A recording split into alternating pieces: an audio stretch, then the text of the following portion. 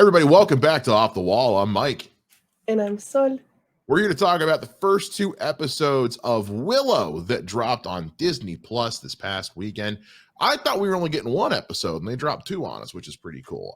Willow, of course, is a sequel series to the movie from 1988, I believe, is when it came out. Starring Warwick Davis as Willow and Val Kilmer. The series, unfortunately, we do not have Val Kilmer back for obvious real life reasons. But Warwick Davis is back, as well as other members of the original cast, some of whom we have not seen yet, but they are in the trailer, so we know we'll get to them eventually.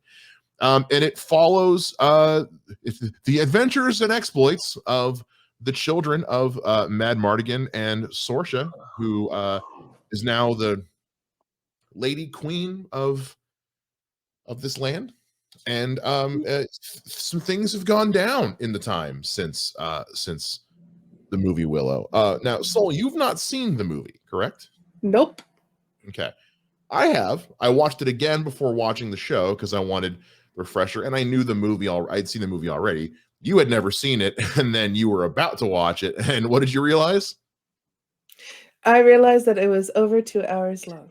And we did, to which I said, don't worry, they recap everything in the first episode. Yeah, because I watched the episodes today. Yeah, it's a lot of stuff, guys.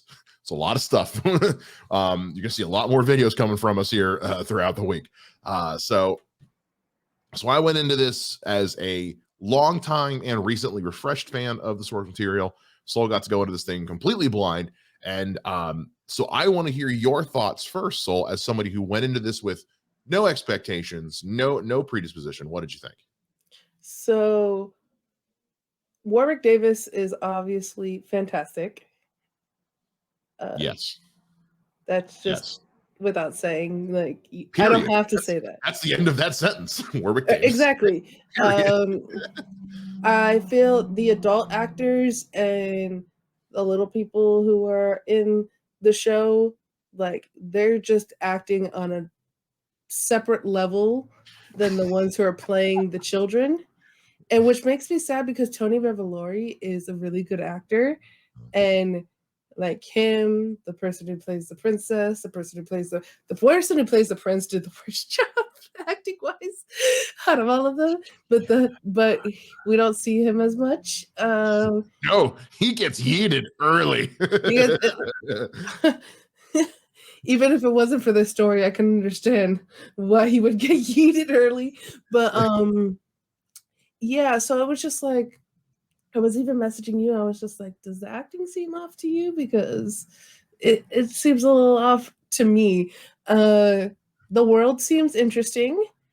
I'm still trying to figure it out, but like, it's pretty self-explanatory. I feel, as someone who hasn't seen the movie, like, it's okay to go into this without seeing the movie so far for me. I might possibly have missed stuff, but I don't know because I haven't seen the movie. Yeah, there's characters that are a little annoying, and there's characters that are super cool, like the character of Willow as Warwick Davis, because it's Warwick Davis. Willow's the best. Warwick Davis is amazing. And also the person who plays the queen, I'm guessing she was in the original movie. She was in the original. She's also very, very good. Yeah. Joanne Whaley is fantastic. I was glad to see her come back to play Sorsha again, especially because I love the movie Willow. I love it. There are things about it, especially that have to do with Sorsha, that are a little dated. It's kind of the same problem that like Return of the Jedi had, where it's like super badass woman, then she finds a man. But it's cool to see that, like, so in the movie, she's basically a soldier. She's basically a knight/soldier for her evil mother's or for the evil queen's army, who's trying to track down the baby Alora. And so that's the sword that she pulls out of that compartment to fight people off. That's her sword from when she was a soldier. Oh, cool. but she was not a good guy soldier. So that's probably why that sword is kind of hidden away, because it's like trying to leave that part of my life behind me. Yeah. There's some other neat stuff like that. So when they're about to go out and fight in the first episode, and Eric does that kind of cool flip trick thing with his sword, that's what Val Kilmer did with his sword. Who was his character's father in Willow. His father, Matt Mardigan, was like a crazy good swordsman, mercenary type. So And yeah, before I forget too, I remember I texted you and I was like, because typically when you go into a fantasy world, my mind just expects to hear British accents. So when I was hearing American accents, I was like, this is a little weird because like I've just been trained so much to hear British accents. And you're like, to be fair, their father has an American accent. It's true. Yeah. Yeah. Val Kilmer didn't even try to put an accent on in Willow. And I had kind of this. I kind of want to get some of my gripes and criticisms out of the way earlier, because ultimately I do like the show. I don't love the show. I think what I said on Twitter was that I was kind of underwhelmed. I wasn't as wowed as I was expecting to be. And yeah, like we said, like the two actors who were playing Mad Margan and Sorsh's kids, Kit and Eric. I think they're like brand new, because like I tried to look up their credits and stuff online, and there were none. And it shows. Yeah. Wow, And unfortunately makes the actors around them who are good actors of their age group worse too, like Tony Revolori, or I'm forgetting her name, but the one that she's been in Star Wars and was in Falcon and Winter Soldier. Erin Kellyman. Yes. Yeah. Like she's a good actress, but even it brought her and Tony Revolori down to their level. I think I even wrote in my notes, like, they need to give her more to do, because she is so much better than what this show is letting on for the moment. I think, and I don't want to sound like that guy, but one thing you and I especially have said about a lot of properties from the Disney camp this year is that they've struggled with their scripts. Now, Willow as a property is one of those like fantasy epics that like it takes itself just seriously enough, but isn't afraid to kind of be cheeky about itself. Like it's got a sense of humor about itself. It's a little meta that way.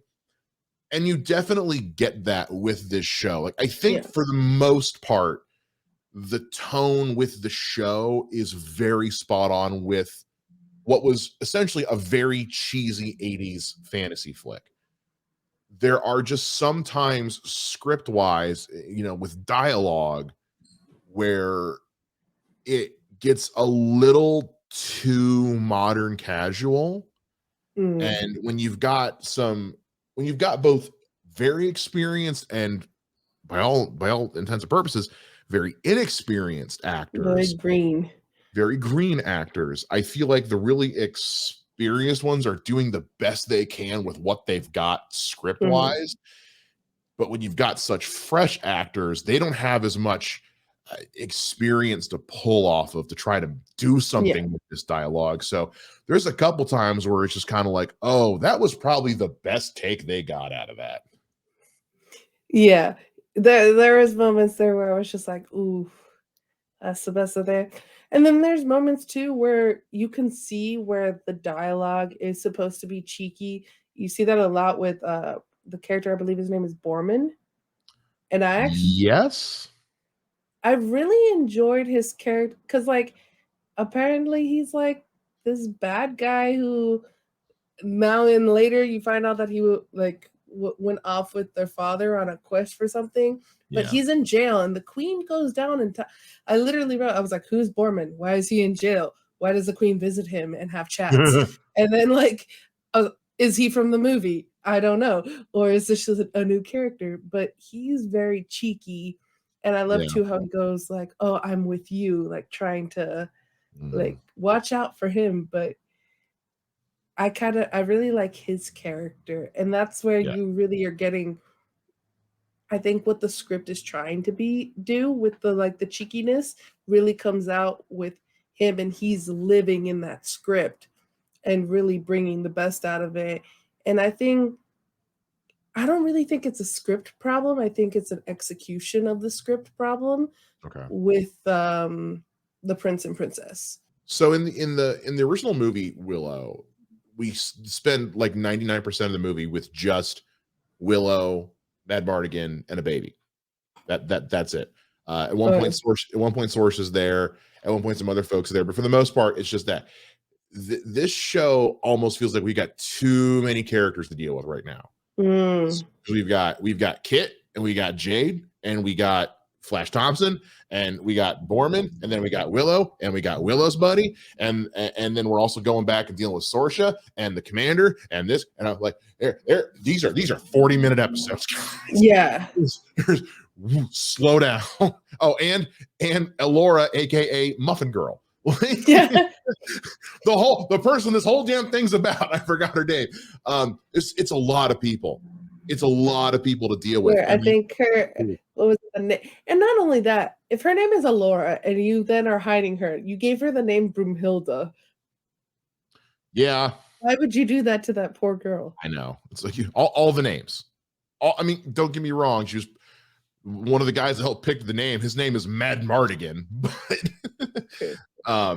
it feels like there's too many people we're trying to focus on when, like, we got Kit and her relationship with Jade, and Jade, leaving. She's going to go and join and become a knight, but she's, but I'm also leaving Kit behind, and Kit's also dealing with being betrothed to this prince guy who kind of sucks, but is also kind of a nice guy, so doesn't suck that much. And it's like there is too much going on here.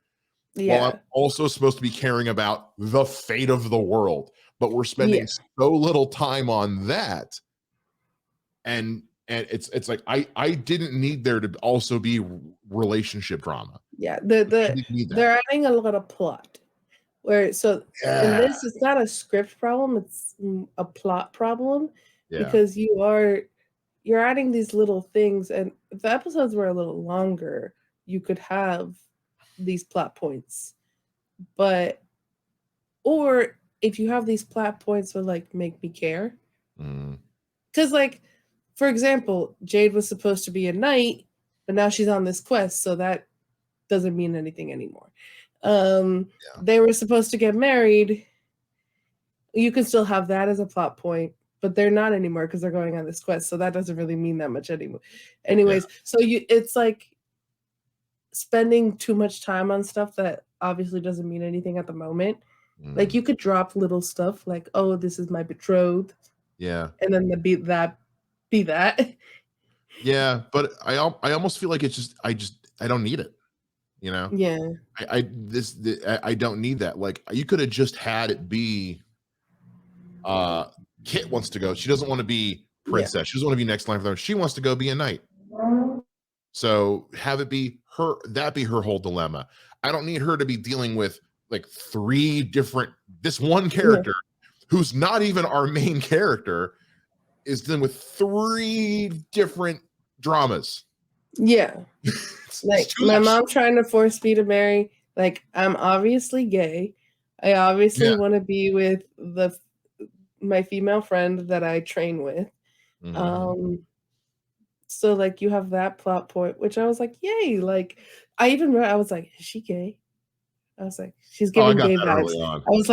I was like, they better make her actually gay if they're giving all of these gay vibes. And I was like, yes, they're actually gay. Like, see, here's a couple of things I want to compliment the show on. So first of all, having Erin Kellyman in there with her red hair, because the baby, as they mentioned in episode 2, the baby had red hair, had vibrant red hair.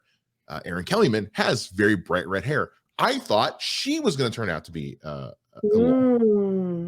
because they were spending so much time on Kit and Jade. I was like, we're spending all this time with these two, and Jade has bright red hair. Yeah. I could and she's gonna go off and be a fighter and learn to be. She is totally gonna turn out to be a Laura. I appreciated the bait and switch because I was like, that's because I couldn't have given two shits about Muffin Girl. About Muffin Girl. She is adorable. She's so pretty and so sweet and just wants to be naive. Loved. Yeah, she's just a good girl who was a phenomenal cook, apparently. Love that she made everybody goats too. That's great. I love that. So completely misdirected me. That is good writing. That is such good casting and good writing. And I don't know if the casting was on purpose or if it was on accident. Don't care. It works either way. I loved that. I loved that, like, from the first moment we see her and Kit together, she's giving Kit this kind of like knowing look. And I was like, oh, she's got a thing for Kit, but Kit's the princess. But it turns out like, no, like this is a thing. Yeah. And like Kit's the one that kind of makes that first move, kissing her. Yeah, you were getting it from Jade, because I was getting the gay vibes from Kit. I was getting, and it wasn't because she had short hair. That's not right. The reason why. It was the way she was like acting around Jade that I was it wasn't that I wasn't getting the vibes. It was that I was getting the vibe that Jade is into Kit and Kit doesn't know it.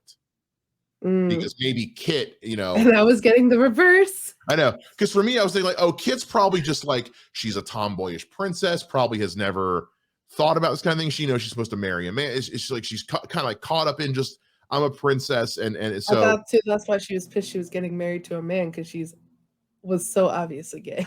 Oh, I just think I didn't think that they had expressed those feelings for each other yet. Yeah, no. Yeah. And I still don't. I think the first expressions of feelings for each other was when she kissed her. She kissed her, which I think the more I watch, see, I don't know, I got to see more. But again, like that's kind of the good writing in this show, is because it's kind of got me going like, where, like what?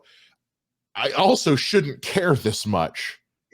Like we shouldn't be spending this much time discussing this relationship in a show that is ultimately about neither of these people. Because, like, what do we know about Muffin Girl Allura other than just she was a great cook and she was at one point the baby princess Allura who was hidden away? And to spend even more time on this, Borman also knows, because they fell asleep kind of almost holding hands, and Borman gave that look like, I know. meanwhile, like Kit's betrothed to awkward Flash Thompson, who seems to be putting some weird moves on Allura. Yeah, I was just like, oh, he likes Allura. When I was watching, I was just like, he 100%, because like he even said, you should be in love with the person you want to marry. We're going to be the rulers one day. We can change the rules. Yeah. And it very much seemed like, yeah, he has no feelings for Kit because he doesn't know Kit. Yeah. And it's not that he might not ever develop feelings for her, but it seems like he developed feelings for Allura, and I was like, Allura is in love with Eric, apparently. But the thing is, for now, I'm gonna cough real quick. Good. So for me, I was like, I think, and this is my shipping brain going, I was like, I think those two are gonna end up together, because she's on this quest to save Eric because she's in love with him, but that love seems very fragile. And Eric is 100% a fuckboy. Yeah, so here's where I'm sitting, and because I've seen the movie, both Eric and Kit are 1000% their father's kids. He was, because like he was making moves on their mother just to make moves on that, and because he at one point had a spell put on him, but that's just a funny scene. But like he's a prisoner and sees her the first time, and he's just like, damn girl, like he was a mercenary just looking to get some. He didn't count on actually like falling in love with her by the end. It was kind of a Han Solo Princess Leia type thing, because this was made by Lucasfilm, of course it was. So they are completely their father's kids. So Eric being a fuck boy, it makes all the sense in the world. It's like, yeah, he is. You definitely feel like he got that side of his father's personality. So I'm not going to be shocked if later on in this show, like they find Eric and he's just kind of like, why are you here? She's like, Yeah. because we He love doesn't each even know other. her name, her fake name, but doesn't Yeah. know her fake name. Calls That's her why he Dove. calls her Dove. Yeah. So I don't think that's like they're not going to end up together. I think she's going to end up No. with Flash Thompson. I know Yeah. he has another name. That's what I'm calling him. Yeah. And even too, like, especially too, because apparently he's a whiz at languages and reading stuff. It's But cool. did you feel like when he was reading that, I was like, stop reading, you're reading a spell right now. That's how spells work. Especially as soon as he gets done, things start shaking, and I was like, Yeah. you don't read it out loud. Yeah. He's book smart, not street smart. Right. 100%. So, and it was really interesting. Like, you could be like, I'm gonna go, and the mom's like, yes. Goes, oh, but then also take this person with you. Oh, and then also this person, and then also this person. And we're gonna have like all these people go on this journey. You shall be the Fellowship of the Willow. Right.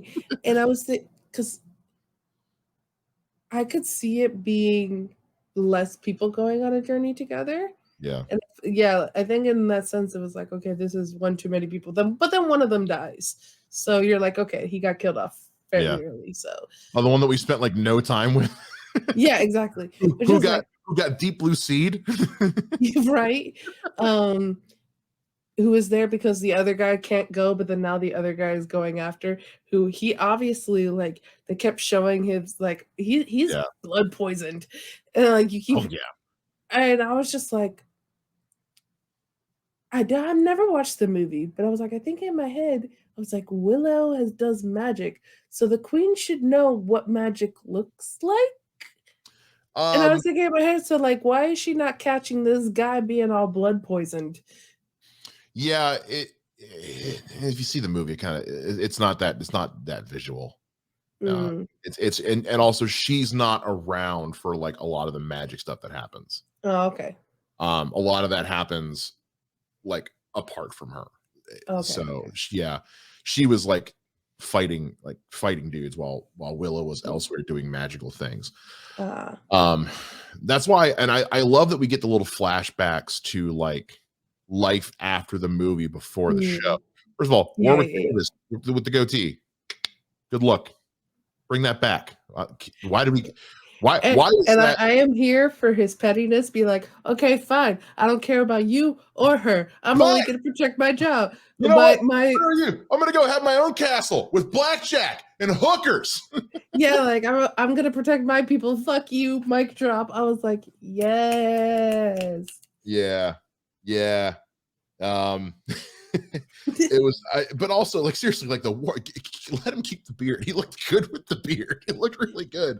But like I love when we're with the Nelwyns and we're in episode 2 at this point, which is I think episode 2 is a very good episode because everything with the Nelwyns is perfect. I love that Warwick Davis's actual daughter is playing his adult daughter in this show. It's not the same actress from the movie because it's been far too long. But so it was nice to see Mims all grown up and that she's a daddy's girl and wants to fight alongside him. That's great. Kind of want to know what happened to his son and his wife. You want to know what happened to Kaya? Because even in the flashback, they're talking about a son. Yeah. And I was like, where he at? Yeah, he had a son and a wife. So okay. I don't know if we're gonna find something out later that I don't want to find out or what. Yeah. It could just be that, whatever. But I love when he's getting carried in by all the guys. They set him down. They're like, "Oh, my back." And he's like, "Not that heavy." No. And then at the beginning, when he just is doing his speech, I'm like, Willow got jokes. I'm here for this. Oh, Willow's so good. In the movie, he is constantly putting Val Kilmer in his place. It's like, you stupid idiot. It's very good. Warwick Davis understood the assignment when it came to playing Willow in 1988 and in 2022. He gets this character so well. He is easily the best part of the show. Warwick Davis is not as big a star as he should be. He is a phenomenal acting talent. And I'm so like the minute he pops up on screen in episode 1, I'm just like, and now we can begin the show. And he's so good. He's so wonderful. And I wonder because it happened in the first episode and happened in the second episode. In the first episode, we're like, she is Alora, dun dun dun, like cliffhanger. And then it's like, Alora has to die for the world to survive. Dun dun dun, cliffhanger. Yeah, I think if they're gonna do that at every episode and just have a cliffhanger at the end. Well, not so much the cliffhanger. I think it's definitely gonna be a cliffhanger, but what's getting to me is the folk pop needle drops for every time we go to the end credits. Yes. I'm gonna need that shit to stop. I'm like, what is this? Oh, I'm not here for that at all. I am 100% not here for the needle drops during the credits. Thank God they're only during the credits. Yeah. No. It's the complete opposite of She-Hulk. Not. Oh, I know. I love those needle drops in She-Hulk. I'm like, yes. Well, and like so James Newton Howard, who is an amazing composer, is doing such a good job because James Horner did the score for the original, and the score for Willow is because it's a Lucasfilm movie, so the score is incredible. James Newton Howard, when he's doing the score for the show, is doing it. The score is incredible. Yeah, I love the score. I don't need needle drops in a show that is scored by James Newton Howard based on a score by James Horner. Yeah. Like, that just feels like such a middle finger. Like for him to be like, so what kind of theme would you like me to compose for the end credits? No, we're going to hit shuffle on Spotify. Okay. Cool. I guess. I don't need that. Because we are a little bit shitting on it, which I mean, some of the shitting on it is deserved. But for the positives, Warwick Davis is great. Borman might be my, outside of Warwick Davis and Willow, might be my favorite character. Borman has so much. That dude rolled a nat 20 on his charisma. Yes. He's so charming on this show that even when what he says is stupid, I don't care. I'm here. Yeah, no. I'm like, this is hilarious. I am here for this. So like, he understood the assignment too. Yeah. So the Queen, her acting is great in this. The Nelwyn's, that's what they're called. Yeah, the Nelwyn's. Yeah, they were great.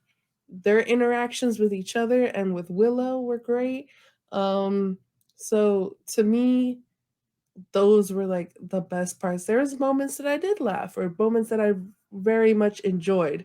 But yeah, the kids need to step up their game. Yeah, and I'm starting to wonder because in episode 2 they take a big backseat. Once Willow's on the show, everyone else takes a big backseat to Willow and Alora. So I'll be curious to see how much that's going to play out going forward. I'm not sure how many. She was just kidnapped too. Yeah, we're getting 8 episodes, so we'll see. But look, I'm here till the end because I love the movie so much, and I'm liking what they're doing. I just don't always like how they're doing it. Yeah.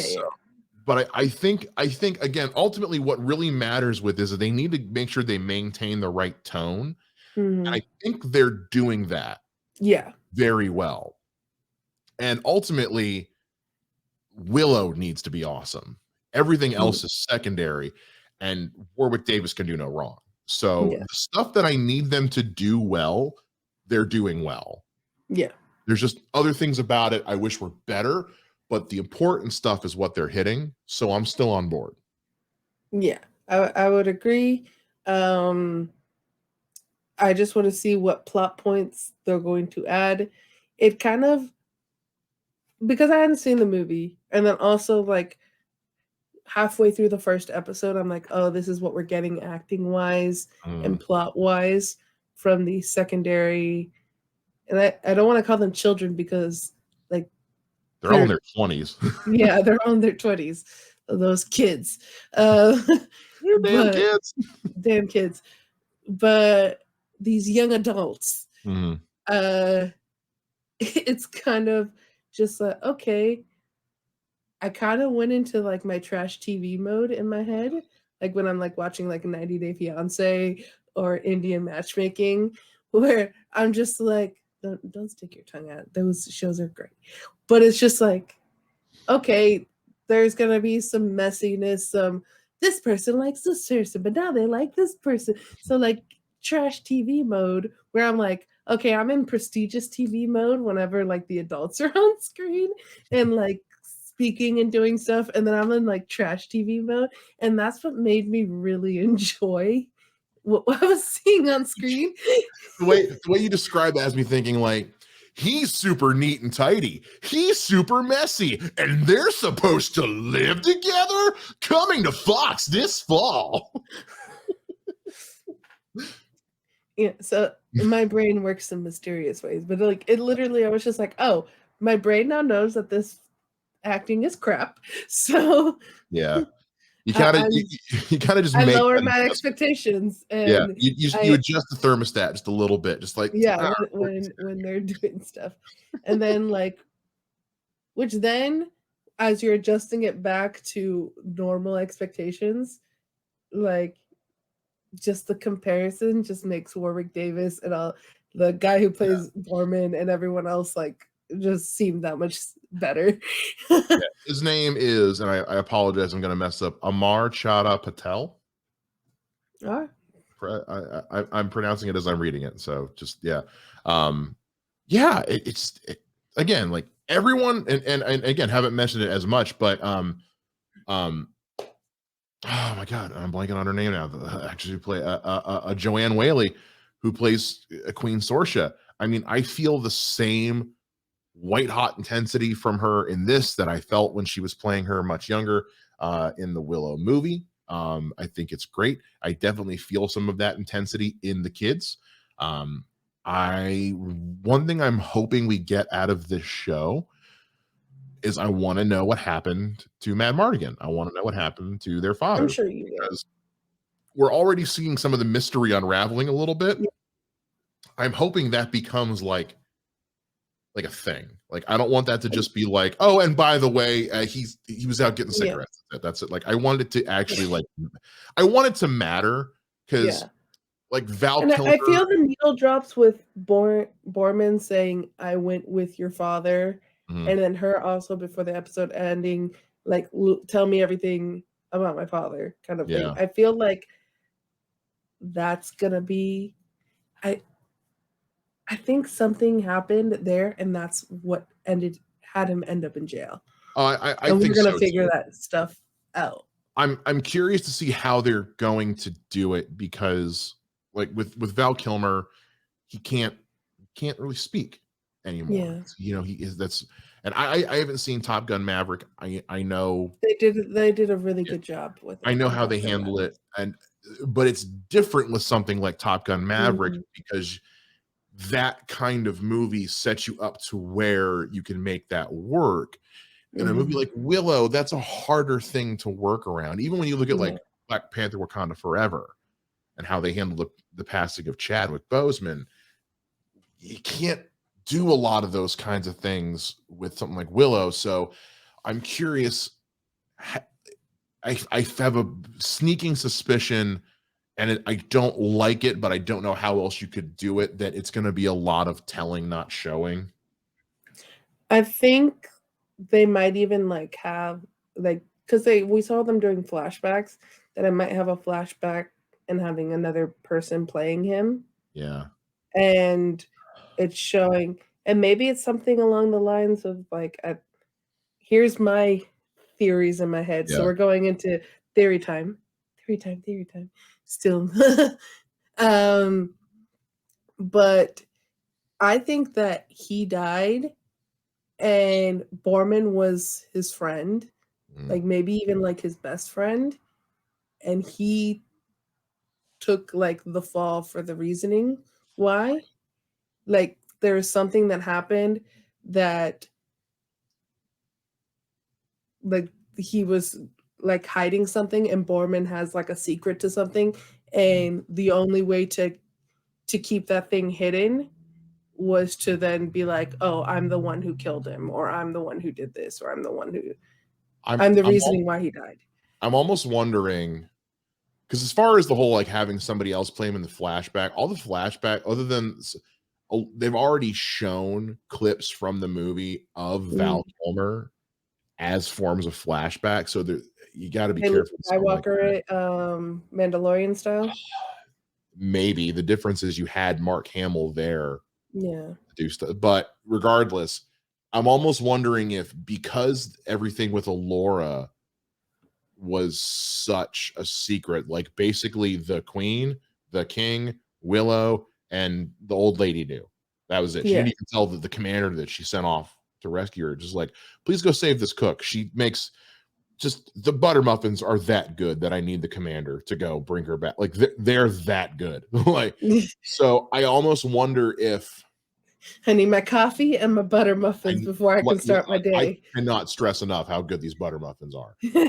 like that's what's keeping the barrier up is those butter muffins. I almost wonder if,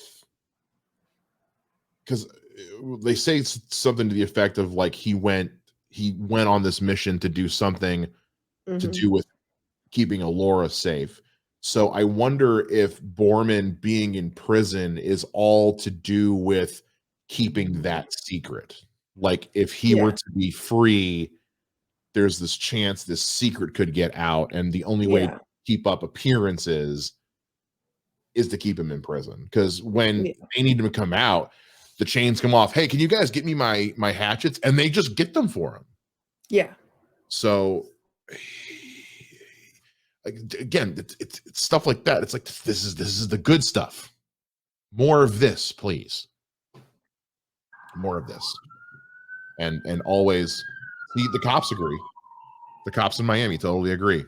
That's their we agree siren. Yes. More drama and intrigue.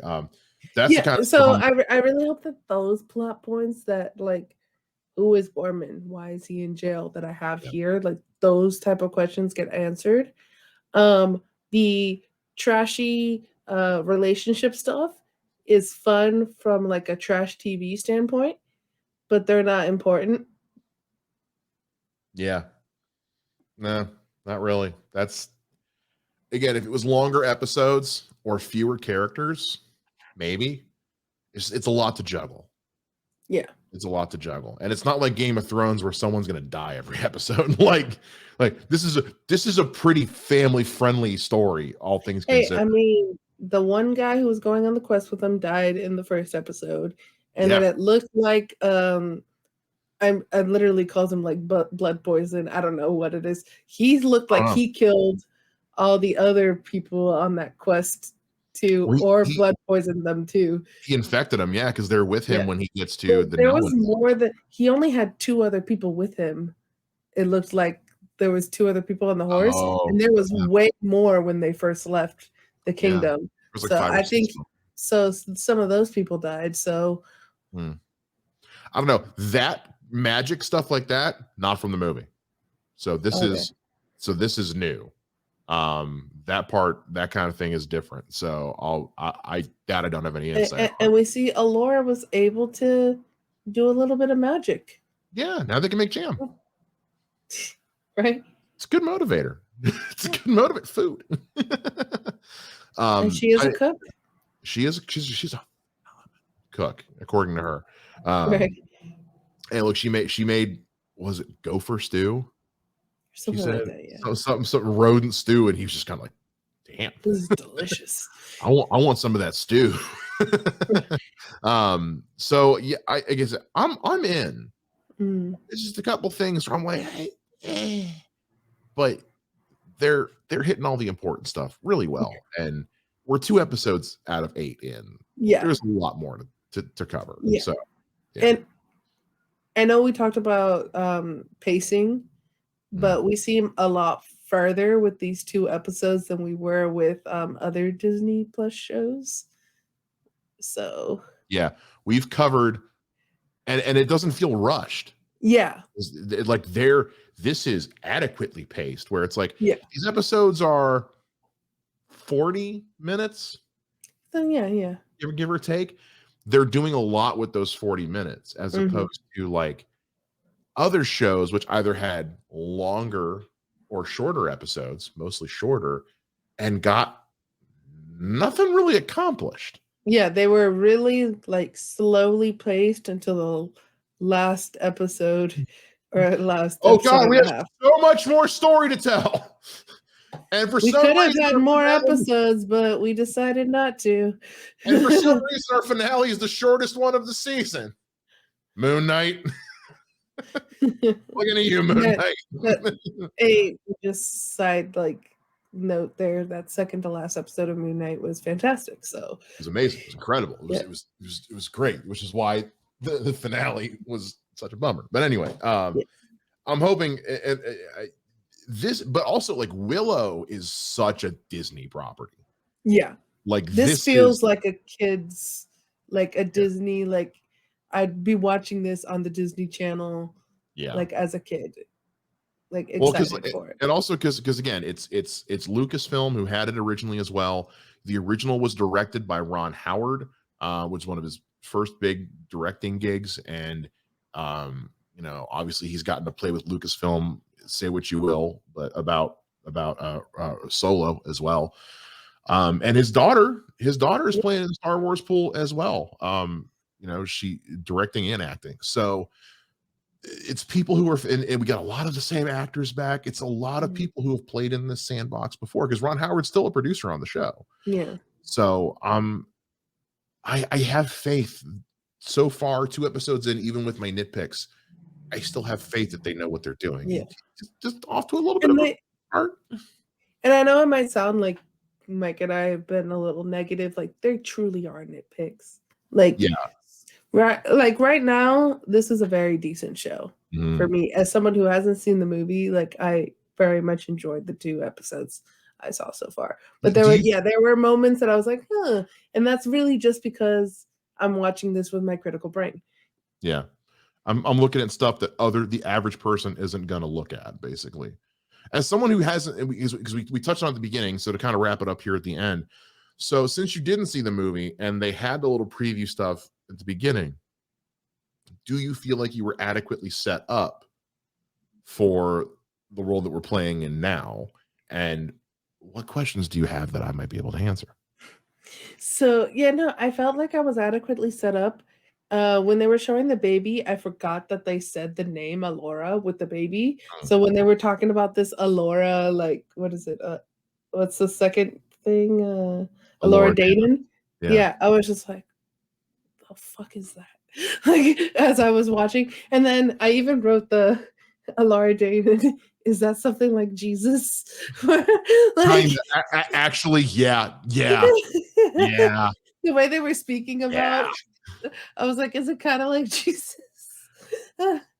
Yes, actually, it's a lot like Jesus. It's actually a lot like Jesus. And then at the end of the first episode, I was like, oh, I understand now. She was the chosen baby. She was the chosen one. She was one of the original chosen ones. Yeah. Again, they are nitpicks. I intentionally didn't watch the show until I watched the movie, because I love the movie. I hadn't seen it in like 10 years. Because it's a movie that like you gotta sit down and watch. Like, it's not like a movie you have on in the background. And I remember like how much I love this world.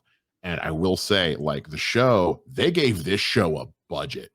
And they are using it well, because the sets look real and incredible and amazing. She's there in the river. Oh my God. The Laura's just standing there in the river, and you could just see you're like, they're in real life, like in nature right now, shooting this, and it looks beautiful. Because most all the movie was all shot like out in these fields. You can't fake that. You can't fake that. And I'm glad that they remember that. Moving the Nelwyn's underground was such a smart idea, because it does help you save on that budget just a little bit. It was because in the movie they built this whole little village, and I'm just like, that's really impressive. That was a bitch to put together, because it gets wrecked in the movie, and they're like, we don't want to do that again. Well, Lucasfilm loves building those sets. It's true, they do, but yeah, like the product, like, because I wrote this about the second episode too in my notes here. I was like, the costume design is on point. Even Alora's like her like little dress thing with like the green top that's also a scarf, kind of a cape, kind of a hood. I was like, that looks practical and super cozy. Like, yeah, like I was like, I want one. Yeah. It just, yeah, like I love like Willow's little like wizard robes he's wearing when they're carrying him in. Like, do you have enough layers? I know you get cold at night. Oh my God, that moment with his daughter was so sweet. So sweet. Again, I love that that's actually Warwick Davis's daughter. I love that so much because. And she's like, "You're my hero," and he was like, "Well, if I knew going on this like perilous perilous quest that you would have said it, I would have done that a long time ago."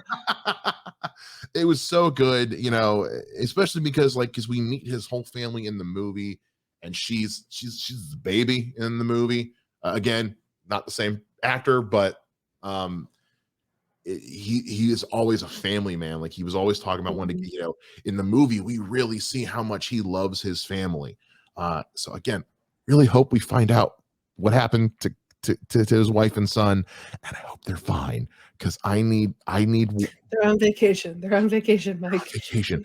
I need Willow to always have a happy ending. I don't want Willow to ever have bad things happen to him. And they are nailing, like I said, I can't stress enough, they are nailing the important stuff with this so well, and I feel like this world is real. Which is the important thing in the fantasy show is I have to believe this world exists, and I believe the world exists. I agree. So yeah.